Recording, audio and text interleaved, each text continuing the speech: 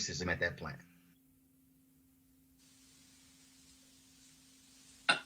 Yes. You apparently you have the documents in front of you. The Ohio Civil Rights Commission, which is a law enforcement agency, we did receive a number of complaints about a racially hostile environment. And from that, we began an investigation. How this actually works is that when someone files a charge with the Civil Rights Commission, the first thing we try to do in most instances is to create what we call a win-win situation, depending on how really bad this is. We took a look at these cases and said, no, there's a bigger public issue here, and we must go and dig into these allegations to see where this leads.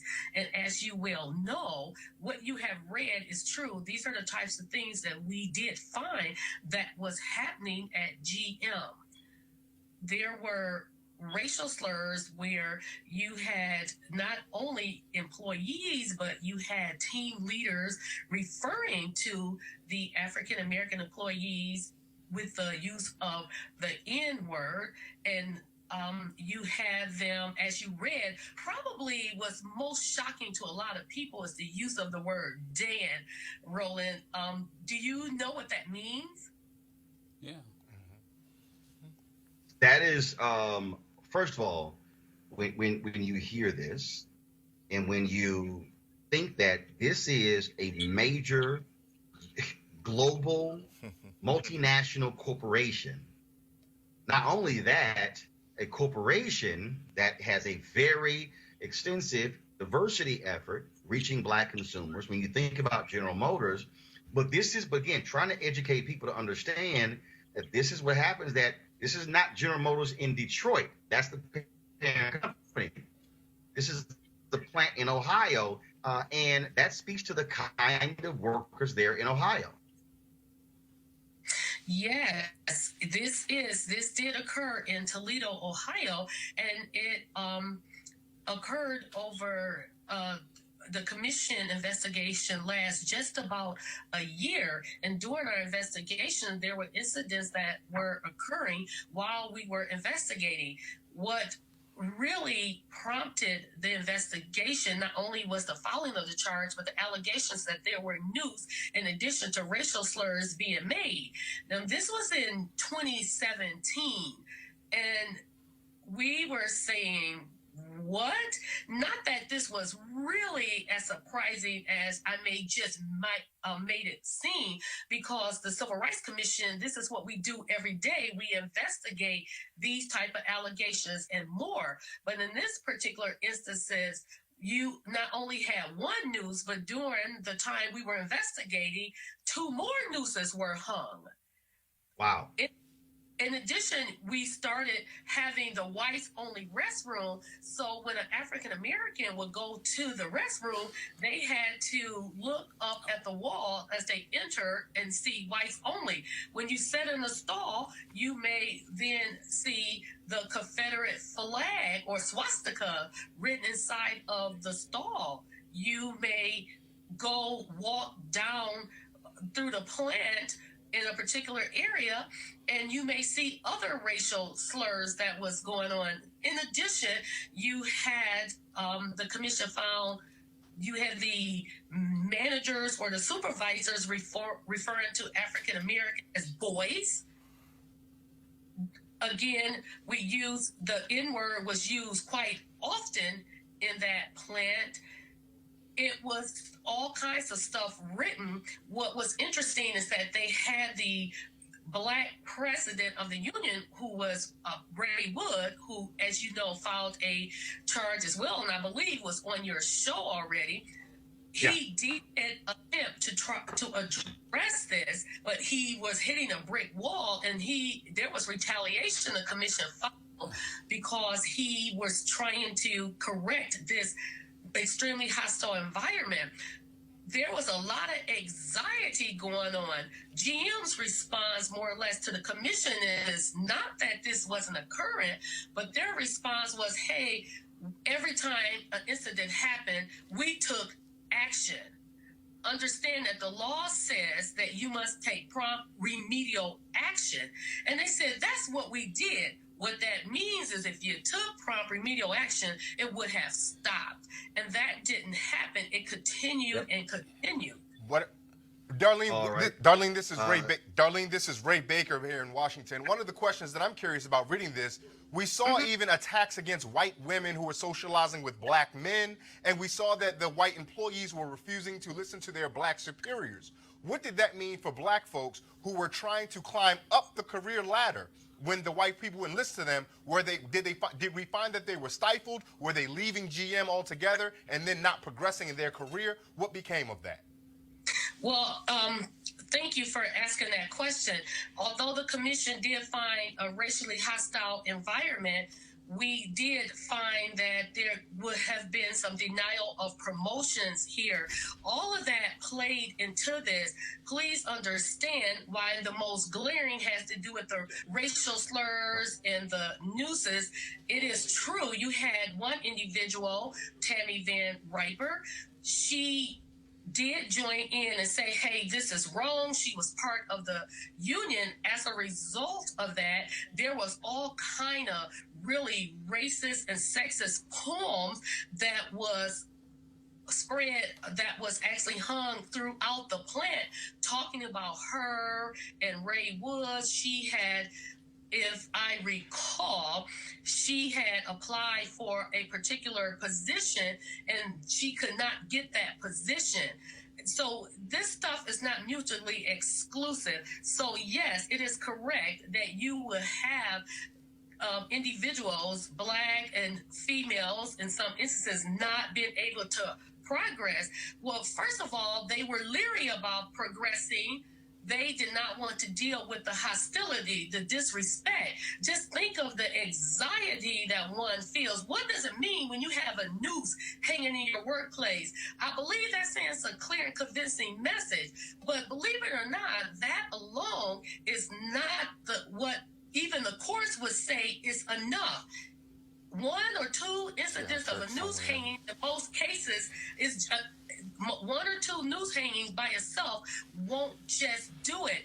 But however, the commission found that it wasn't just the noose hangings; it was all the other incidents of racism that went along with it. All right. I certainly want to appreciate you, Darlene, for joining us on Roland Unfiltered. Great job exposing exactly what took place at the GM plant in Ohio. Thanks a lot. Well, thank you. I want to quickly go to Eugene and with our panel here. Eugene, first I'll start with you. When you listen to this administration roll back civil rights protections, now all these people say, oh, these things are so behind us. This right here says it's not. And it took place in the Heartland, where everybody keeps saying that's where we should be so focused and more be like the Heartland of America. It's a joke. I mean, these folk are Trump voters. I mean, these are the folk that split their ballot for Sherrod Brown and and Donald Trump and the new Republican governor in Ohio. But what it shows is that these issues aren't behind us. And it hurts and affects people of color and black people in particular in many different ways. It affects the morale. It affects, brings up it's a throwback to the past experiences. But more importantly, the racism that these workers were experiencing affected their careers and economic interests. When you're going to work and you have to deal with nooses, it's not just dealing with nooses, it's not just dealing with swastikas, it's not just dealing with Confederate flags, it's dealing with being looked over for promotions because the people that are allowing those things to happen are your supervisors. And Joe, not only economic, this impacts the health of black folks. We know the impact of racism on the health of African Americans, and people act as if, this is no big deal. No, this is our reality. Yeah, I mean, all medical science has shown that. But, I do want to bring something up, and I've been chopping at the bit on this. Let me tell you something. The president of the union, do not leave the United Auto Workers out of this. They knew that this was going on. These are union members. That is a union town. And I'm not anti-union. My father worked for the Buick plant, was a UAW member all his life. I lived in Detroit. But I am saying to you, the president of that union at that plant has been at that plant for 34 years. And let me tell this panel something. If you don't think for 34 years that he knew all of this was going on, I guarantee you that that president, and by the way, you should see his comments where he sort of, for lack of an unsophisticated word, he poo-pooed this. Oh, there's something there. There's something that's not there. But if he's been at that plant for 34 years, I guarantee you he knows who did it. Yep. He's part of the problem. And the damn UAW International in Detroit ought to be in there right now dealing with those union members. So while they're looking at General Motors, I am saying to you that the union is culpable in this also. These are all union members. Great point. Great point, Joe Madison. We surely appreciate it. We'll go to a break right now, folks. We come back. We're going to talk about R. Kelly losing his record label and also the continuing drama with the Women's March. We'll be joined by Jamira Burley from New York. You're watching Roland Martin Unfiltered.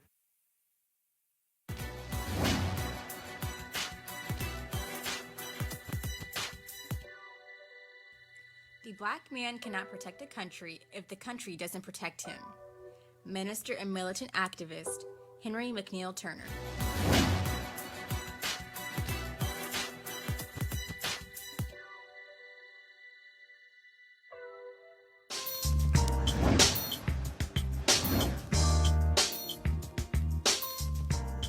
All right, folks, our hashtag HBCU Giving Day School is Oakwood University. Oakwood University, of course, they were founded in 1896 in Huntsville, Alabama. It is owned and operated by the Seventh-day Adventist Church. Notable alumni include Brian McKnight, Mervyn Warren, Barry Black, and also Little Richard. I've also spoken there at Oakwood, and guess what? It's a completely vegan campus. No meat is allowed on the campus. Lord have mercy. If y'all want to support Oakwood, go to www.oakwood.edu. I think that graphic is wrong, guys. That looks I've never seen www.2. So I think it's www.oakwood.edu. What is www2? www2.oakwood.edu. All right, I ain't never seen that one. So www.oakwood.edu. And so please support the folks in Oakwood. Great campus there. And I definitely enjoyed my time there. And okay, so yeah, I'm checking something right now because I just tried to go there. So again, so that's the website. All right, folks. R. Kelly, of course, he has not had a good month. Today, Sony Music announced that they have dropped R. Kelly as one of their artists. For all of this time, Sony Music, their RCA label, they were clear that R. Kelly was going to remain on their record label. But they have been under intense pressure from people all across the country to drop R. Kelly, and that actually happened today. Now, although they've dropped him as an artist, Sony RCA still is in business with R. Kelly as a result of his back catalog. That's where the real money is. Also, folks, Kelly's former manager surrendered himself today on charges of threatening the father of Joycelyn Savage. She is one of the women who is still with R. Kelly. Her family has been trying to get her free, but they have been unsuccessful to do so. Also, the folks there in Chicago and building inspectors have been going after his recording studio, saying that it violates code there because it is not supposed to be a place where folks inhabit. So they're trying to target that as well. And so there'll be lots of protests, all those different things. I'm going to quickly go to our panel here. Ray, to think about how the targeting of R. Kelly. And again, he was acquitted in the case that folks still are stunned by, not because that wasn't him on the videotape, because they could not ascertain the age of the young girl on the videotape. And he has been roaming free, doing concerts, making money. But it looks like the walls are crashing down around R. Kelly. They are, and it's good. And I think this interesting, the word choice you used initially was that he was targeted. And if this is indeed targeting, I'm excited. And I think that we need to target a lot more. And I harken back to what the actor Idris Elba said when they asked him about is he worried in the age of Me Too being a male actor in Hollywood? He says, no, not if you have anything that you shouldn't be ashamed of. And so it is high time that, as we say on the internet and on Twitter, I know you're familiar with this, Roland, that we get R. Kelly out the paint. We've been trying for a while. There's been a number of women who've been leading on this for a while. There's been a number of us who've been supporting them, trying to get him out of the paint for a while. And if it has to take this documentary, if it has to take law enforcement, building inspectors cracking down, if it has to take Georgia Bureau of Investigations going to go get him and every other predator out the paint. And one of the things that also has happened, Eugene, is that you see the backlash from artists. Lady Gaga, she has asked streaming services to remove the music that she did with R. Kelly. Chance the Rapper, who also has done songs with R. Kelly, he also has asked those streaming services to remove those songs as well. And so again, by not playing those songs on streaming services, that's money R. Kelly is losing. Yeah. I was actually going to say, it's great that Sony's now taking the stance, but it really doesn't affect R. Kelly. We're living in an age where artists have the most level of independence that they've ever had. But the real hit for him is if the digital streaming platform, DSPs, actually start pulling his music.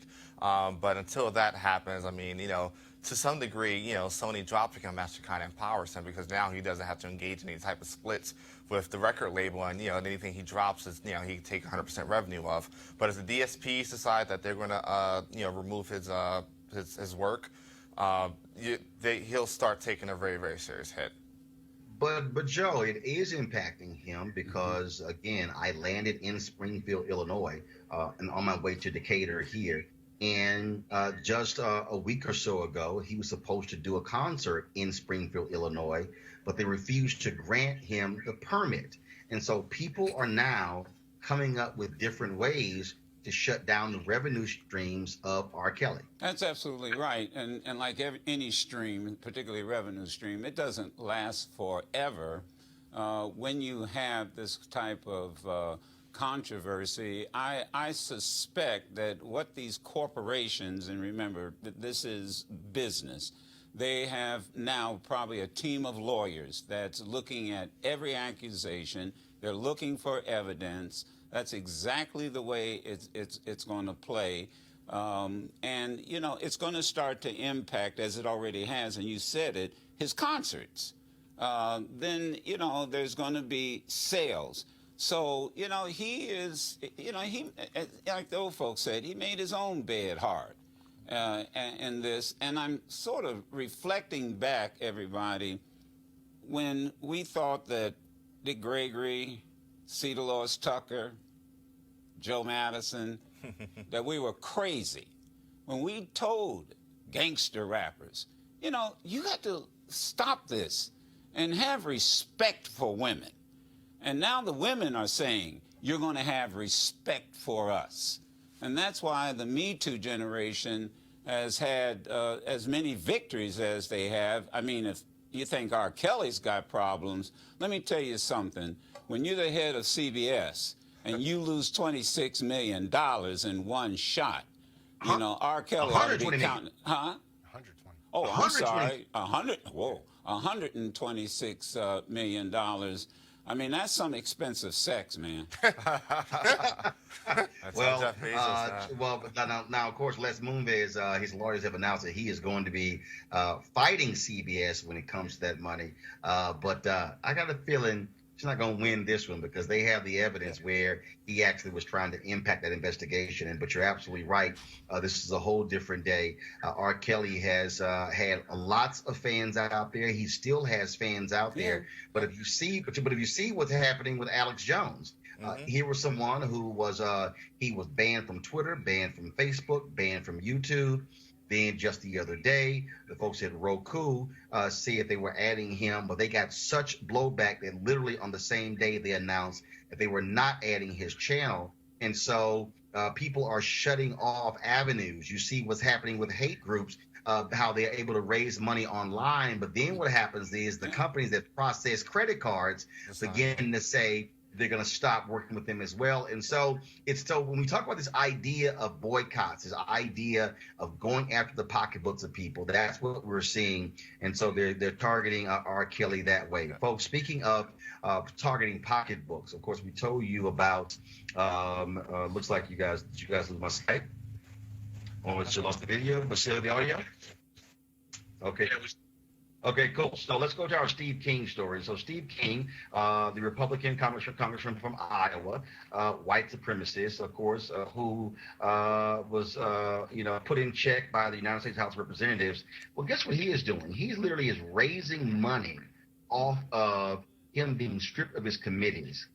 This is what he sent out. Quote, "The unhinged left has teamed up with Republican and never Trumpers and is pulling out all the stops to destroy me. Since they were unable to defeat my campaign in the 2018 midterm elections, the rabid leftist media is currently blasting the airwaves in a pathetic attempt to paint me as a racist." But the reality is his own words have painted him that. You have, Eugene, 2 newspapers in Des Moines, in Iowa, have called for him to resign. He clearly is not trying to do so, but trying to raise money, huh? Yeah, I mean, the thing is this. The only way Steve King's going to be dealt with is by being defeated in the Republican primary, and then we still have to hope he doesn't pull a Joe Lieberman or Lisa Murkowski after that. The fact of the matter is this: there is a good part of the Republican base that agrees 100% with your Steve Kings, your Louie Gohmerts, your Matt Gaetz, your Duncan Hunters. I mean, there's a good part of the Republican base that agrees with them. So, where the big dollar max out checks may dry up, you'll see them still be able to raise money from your small dollar donors, your people that, will click through a Breitbart banner and kick in $20 to a Steve King, or click on the Drudge banner and kick in $20 to Steve King. And so that's what he's relying on. That's what he's turning to. And he has some allies. In the original draft of the letter, I wanted to address the Freedom Caucus as well, because it's one thing to kick him out the House caucus, but if he's still able to caucus with the Freedom Caucus and a couple other caucuses on the Hill, he still has political power, even though he's not on a committee. One person who is absolutely beyond stupid is Louie Gohmert of Texas, Republican, and Louie Gohmert. So we still having video issues, guys. Don't worry about it. Let's stick with the audio. Louie Gohmert is pretty much a nuts himself. This is what Louie Gohmert told the Tyler, Texas Morning Herald.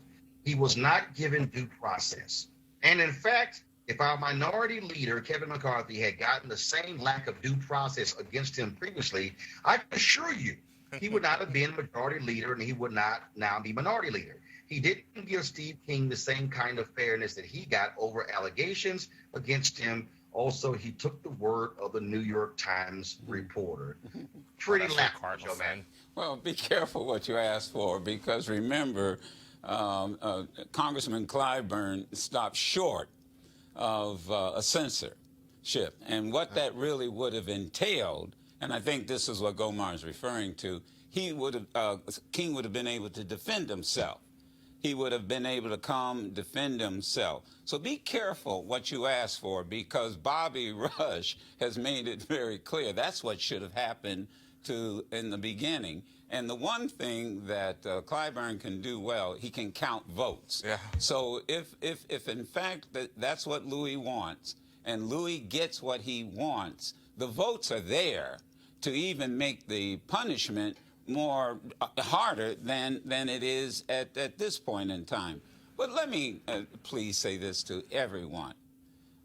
This is James Crow Esquire. The third. I don't know if it's the third, the fourth, or fifth, but it's nothing more than the sophisticated cousin of old Jim Crow. It's not gone anywhere. And as far as raising money, remember the Ku Klux Klan, up until the time the Southern Poverty Law Center sued them, they were a very rich organization. Matter of fact, not far from where you are, Roland, at this point in time, many people fail to realize Indiana used to be the headquarters of the Ku Klux Klan. So I'm not surprised that he's raising money, but also in Iowa, he only won this time by 2%. So he's got a target on his back, and this is really going to be up to the people of Iowa. Roland, you know something I think that's interesting is that in America, particularly now today, Americans by and large, and read when I say Americans, I'm not often talking about black Americans, don't seem to understand when exactly something is racist. When Dylann Roof shot up a church in South Carolina, then Governor Nikki Haley came out and said, we will never know what motivated a person to commit such a heinous crime. Dylann Roof told us what motivated him to commit such a heinous crime. People are out here signing up to be racist, and their colleagues are saying, oh, no, that's not racism. And my all-time favorite, and this must be one of the descendants of James Crow Esquire, as Brother Madison just pointed out, the real racism is calling someone racist. Because that's what we're seeing to get a whole lot these days. And Steve King is one of those folks. Steve King sat, I think, if I'm not mistaken, at the time, next to April Ryan on MSNBC's set during the 2016 conventions, and looked dead in someone's face and said, so what has anyone other than Western civilization ever created? As though Kemet in Egypt doesn't exist. And so, by and large, Steve King has doubled down on his racism time and time again, and Louie Gohmert and others who now support him, let's not forget, we heard recently on the floor of the House of Representatives, go back to Puerto Rico, where there may be allegations that they were alluding to the congressional delegation that went there for a fact-finding mission, but by and large, we think they were talking to Representative Tony Cardenas, right? Who, by the way, was born in the United States. right. And so, I want to go to right now. I want to go to Congressman Dan Davis of Illinois, who joins us on the phone. Danny, how you doing? I'm doing good, Roland. How are you? I'm doing great. I'm actually in your home state of Illinois, speaking to the Human Rights Commission tonight in Decatur, Illinois. So that's where I am. And so I do want to ask you, just get your thoughts just about your colleague, Steve King, raising money off of Congress, slapping him down this week. Well, let me tell you, Joe Wilson raised a whole lot of money when he called President Barack Obama a liar at the State of the Union address, if you recall. And so I don't think this is anything unusual. We are so upset here in the city of Chicago until it's unbelievable. I mean, we've just had 2 verdicts passed down that you couldn't think would have happened. You know, the guy who shot Laquan McDonald 16 times just got sentenced, just a slap on the wrist, few months.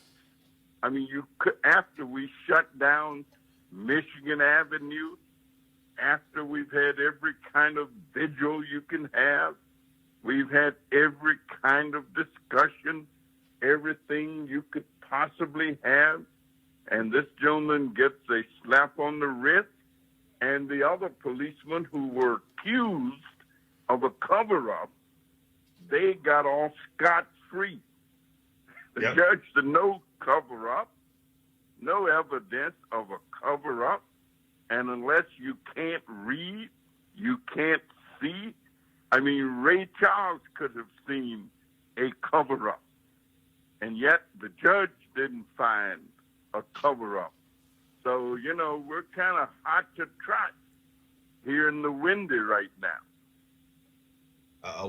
Definitely understand that, sir. I do want to ask you this. What's happening, of course, there on Capitol Hill. Donald Trump, he is canceling trips to members of Congress had previously had scheduled due to the government shutdown. But it's still interesting, though, that his wife hopped on a government plane and flew down to Florida.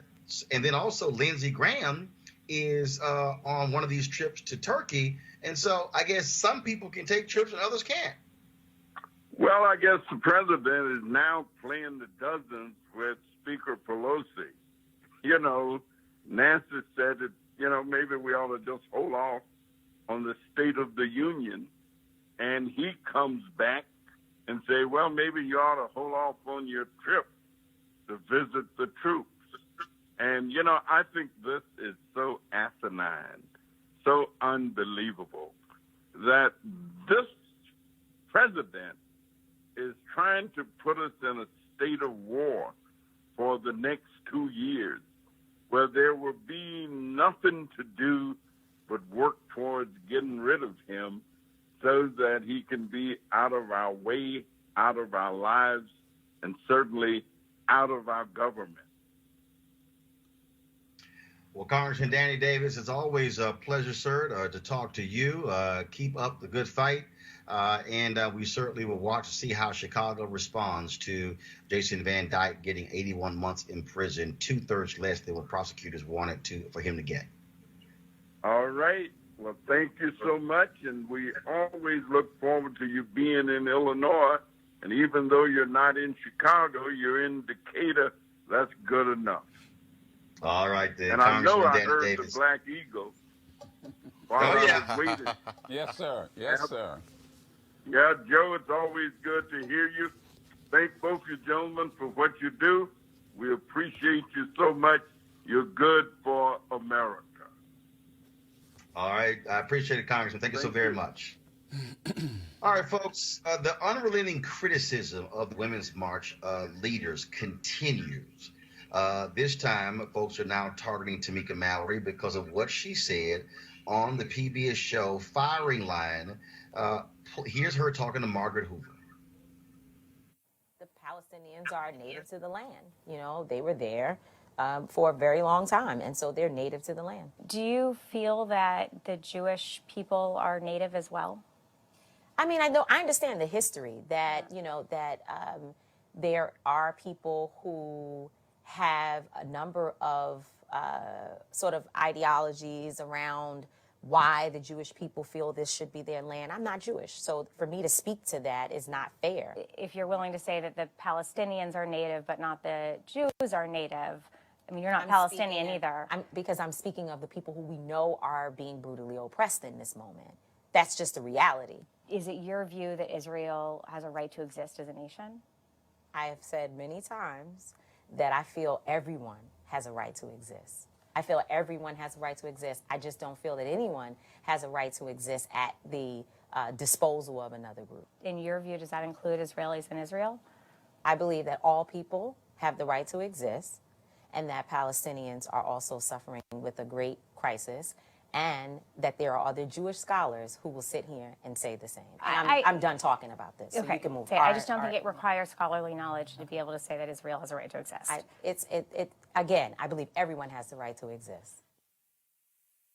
So because Tamika did not say these words, Israel has a right to exist, and because she said repeatedly, everyone has a right to exist, now people, Joe Madison, are calling her anti-Semitic because she didn't specifically say the words, Israel has a right to exist. When you say everyone, and now they're trying to say, oh, this is an all lives matter thing. What do you now make of this? Well, let us understand one thing, and anyone who's been to Israel, and I've been there, and I've discussed and talked and debated, and I've also been to the East Bank. Tamika is absolutely right. There are individuals in Israel who are Jewish that believe that Palestinians have certain rights. There's an organization that I was familiar with and met with their mothers of war victims, and they have an organization called Bridge. And they're trying to resolve some of these serious questions that was put to Tamika. So she was right. There are scholars, there are individuals, there are politicians who, in essence, have taken the same position that she has taken. You don't hear it much in this country, but that is exactly what exists. And it's a big debate, even among Jewish people. So let's put that aside. Tamika was on my show today, and I asked her about this. And the reality is that this has nothing to do with the march that the women have, in fact, organized. The women have issues and platforms that need to be addressed, and to throw this into the middle to attempt to divide the agenda that women are very concerned about as it relates to public policy is just absolutely, totally unfair. And she did point out, look, find a march. So if there's one group over here that wants to march and they disagree with this group over here over a particular policy, then go ahead and march with that group. But this is a matter of remaining focused on women's issues. So, Ray, again, when I saw this on social media as I was flying to Chicago, when we landed, I saw my Twitter feed. And so now the test now is you have to say the words, yes, Israel has a right to exist. Yet, how many people are asked the question, do Palestinians have a right to exist?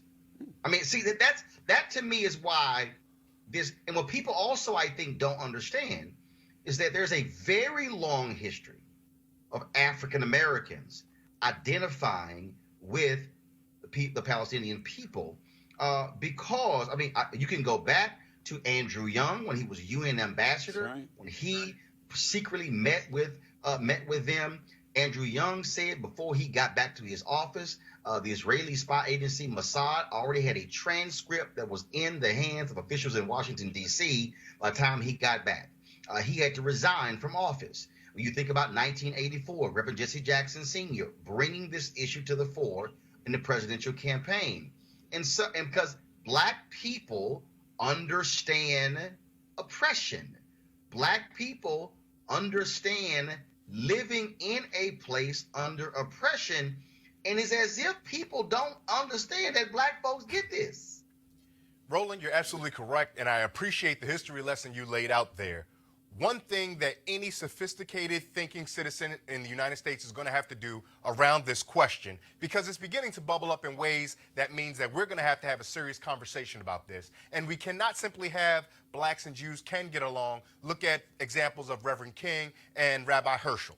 We're going to have to go beyond that and have a more sophisticated talk. And that talk has to be able to delineate and bifurcate Judaism as a relationship, Jewish human beings, and white supremacy functioning as a state in Israel. Does Israel as a nation, do the people there have a right to exist? Of course, because as Tamika and others said, every human being has a right to exist. Should white supremacy in the form or hiding behind a religion continue to promulgate throughout Israel, throughout the West Bank, throughout Gaza, and even throughout parts of the United States? No. And as you alluded to, Roland, Black Americans particularly, and people of African descent throughout the world understand what it's like to be the oppressed people, understand what it's like to be boxed out, and so we will side with those who are the oppressed, right? Where there are the oppressed, so shall we be. And we've seen this happen first with Dr. Mark Lamont Hill. We saw this happen with the Birmingham Civil Rights Institute and their reneging of Angela Davis's award, and now we're seeing it happen with Tamika Mallory, and for too often, the folks who are making this claim are not doing so out of any sincerity of conviction of their religion as an ethnicity or a group of people, but instead they're using their religion, a noble and decent honor one, to shield their white supremacy. Now, and let me bring, can I bring up one other point? You didn't, South Africa. Joe, I wanted to bring up South Africa. I was about to bring that up too, but go ahead. Okay, all right.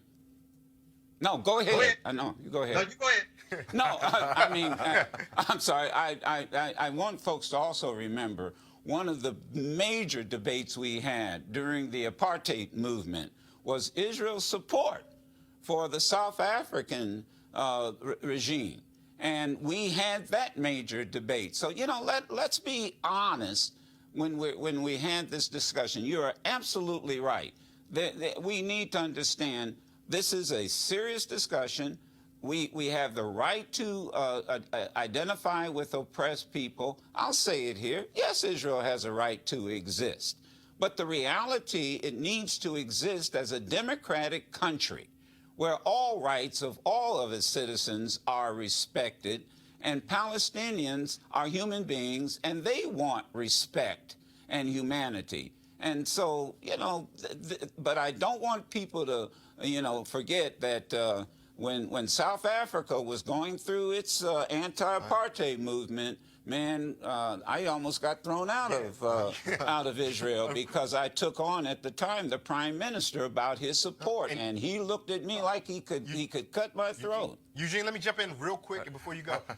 Former Prime Minister of Israel, Ehud Olmert, after he came out of office, was on the record saying what's happening in Gaza is equivalent to apartheid in South Africa, which Brother Madison just mentioned. And I thought to myself upon reading that, I wish someone could do something about that. Who would be a good person who could stop what was happening from being like apartheid? Perhaps the Prime Minister of Israel could have done it, Ehud Olmert.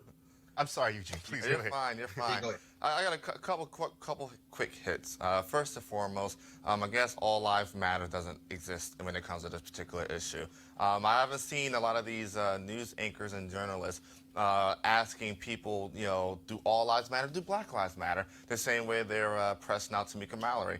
I think we all believe that Israel has a right to exist, but so does the Palestinians, so do Christians in Muslim countries, so do Muslims in China. I mean, we believe that oppressed people should not be oppressed. They should be as free as we are here in the United States. That's one of the beauty of the United States. But I'll take it a step further. How much is an ally as somebody that's spying on you? I mean, let's talk about that eventually. How much spying Israel does on the United States. It's not, one thing I don't, and this may offend some of my political connection over to Jay-Z, one thing I just don't understand is how, we rush to kiss the ring of so when we neglect things here in the homeland. I mean, folk that will make this argument against Tamika Mallory were just 2 weeks ago defending Steve King. So, white supremacy and love of the Jewish people cannot coexist. But to take it further with the Women's March, because we're losing sight of that, in their actual platform, they give voice to the plight of Jewish women. Right. They give voice to the plight of Jewish women. And folk need to identify that and highlight that if you're going to come and press Tamika Mallory out on her affiliations that have absolutely nothing to do with the Women's March. And on my show this morning, and I believe I'm totally accurate on this because I had a former president of a university tell me this. They were taking her on because of her relationship with Minister Farrakhan. Yeah. Do you know that Minister Farrakhan spoke at West Point? Mm-hmm. And I don't see anybody prepared to boycott the military academy. So let's let's understand, we're not all going to agree on everything when we form coalitions, but I bet folks are floored to find out that actually happened. He was invited to speak to West Point cadets. But the thing, Go ahead, Eugene. The thing is this: as a society, as a country, as a nation, as a world, we have to come to the understanding that, hey, you can disagree with the policies, with the state, with the government of particular people, and not hate the people. I mean, I don't think anybody would disagree with the phrase, hey, maybe we should be supporting a president or prime minister that's currently have charges against them for corruption, and Bibi Netanyahu. Mm-hmm. So here's the deal. So I guarantee you somebody will say, how in the hell can you have 4 men on television? I was just going to say that, Roland. Well, we're nuanced enough to support women. I was a substitute. Somebody had to cancel, so I'm going to. We're nuanced enough and non-toxic enough to actually support and defend women and the rights of women. Strong men appreciate strong women. Just for folks who know, yes, we've had folks who canceled. Also, we had Jamira Burley book from New York. We had some Skype issues. We couldn't get her on. And I got to say this here. So Mercy Morganfield of Washington, D.C., black woman. I think we got her photo. So she has been highly critical of the Women's March leaders. She has joined the chorus of others in asking them to step down. I told my team to book Mercy Morganfield on the show. Mercy Morganfield said yes. She was locked. She then went back and watched some previous interviews that I've done, and she decided, I ain't going there. So she canceled. Now, I do want, because in fairness, I'm all about fairness. because when somebody wants to make a point, they want to make a point. And so I'm looking for. So I want to read for y'all what she wrote. This is fair. This is what she wrote. This is what she said to my team as to why she canceled. She said, "I would like to thank you for your invite to Roland Martin, Unfiltered. I never watched the show. However, after watching a few interviews, it appears Roland does not look for opposing viewpoints to the ones he already shares for the purpose of a balanced discussion. Not true. He seems to have opposition on the show for the purpose of sensationalism. Not true. He wants to shut them down quickly, get a lot of likes and amens, and move on to the next topic. I got 2 million social media followers, and I'm married to a minister. I got enough amens. I am disappointed." She writes, "I am disappointed a former CNN journalist would have such a lack of journalistic integrity and would never want to subject myself to that type of experience, nor would I want to legitimize his views by playing along with a show of balanced journalism that simply does not exist."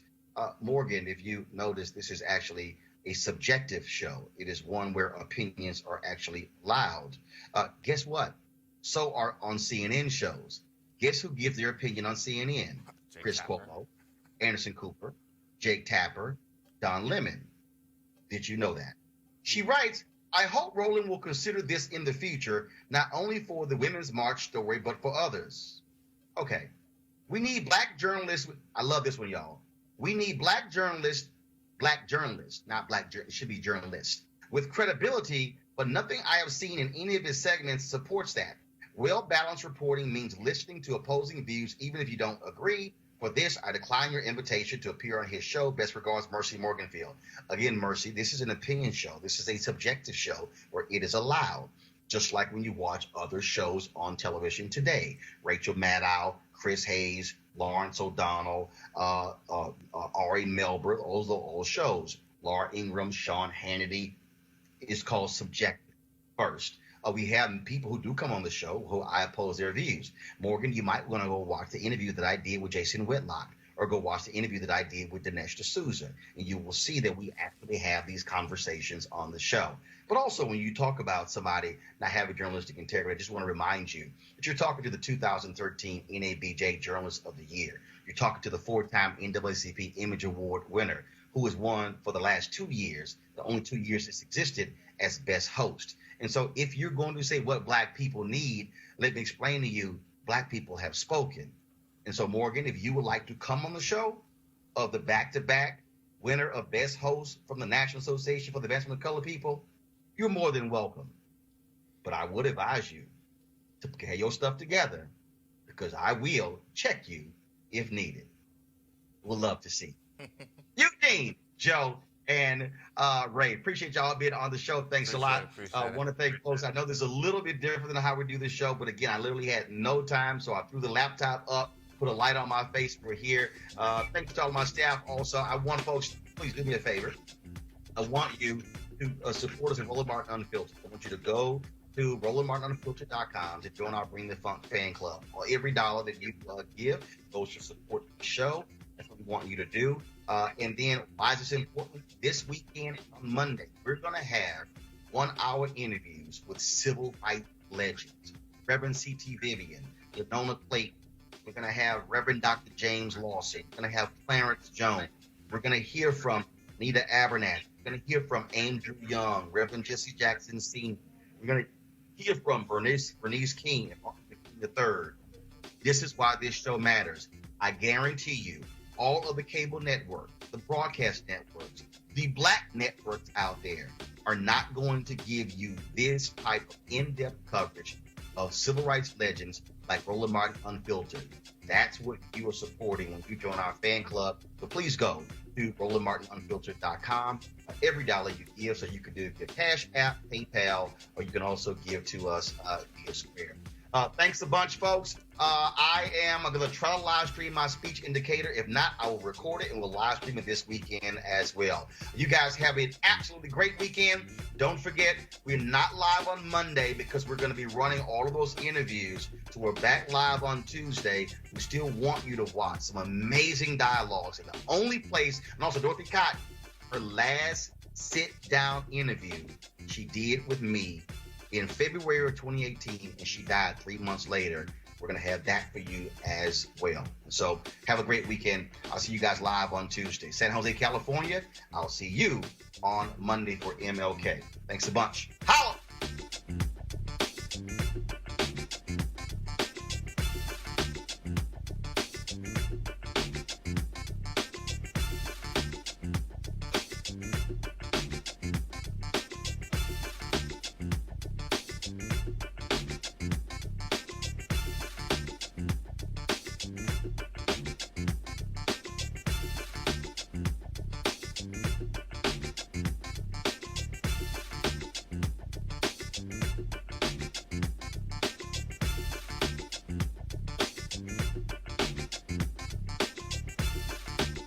You want to check out Roland Martin Unfiltered?